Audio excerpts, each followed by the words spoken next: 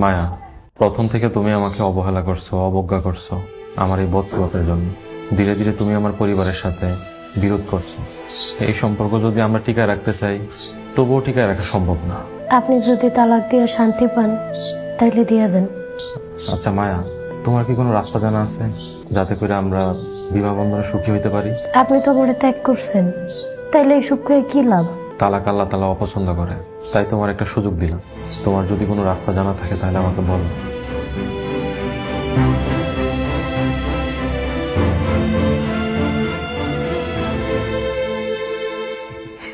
আপনারা কোনো চিন্তা করেন না, যত বড়ই মামলা হোক না কেন আমি তালাক করাই দিব মনে।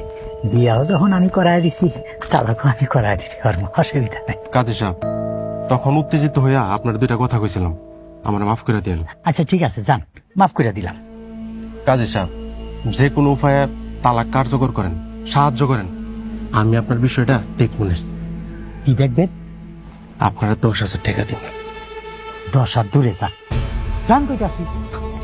আইসে আমার ঘুষ দিতে, আপনারা তো দেশটারে ধ্বংস করে ফেলাইতেছে। যান, যান কইতাছি। আমার ঘুষ দিতে আইসে।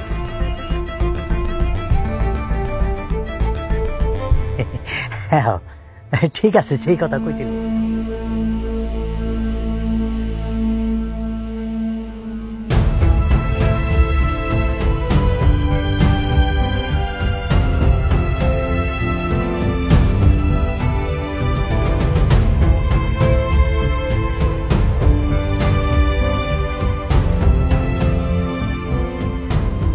মায়া, বাইরে অনেকগুলো মানুষ দাঁড়ায় আছে, যা বলার তাড়াতাড়ি বলো। আর তোমার যদি কিছু বলার না থাকে সেটাও বলতে পারো। একটা উপায় আছে। আচ্ছা, কি উপায় আছে? আমরা দুজনের সংসার করব, আমাকে ভিতরে কেউ কোনো নাক গলাইতে পারবো না, তাইলে আর কোনো অশান্তি হবো না, শান্তিতে থাকতে পারবো।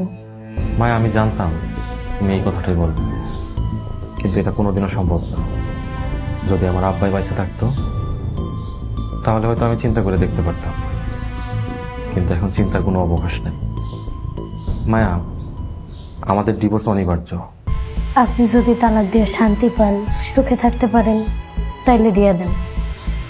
কারণ আপনার ভাই বোন মা আমাকে কোনোদিনও শান্তিতে সংসার করতে দিব না।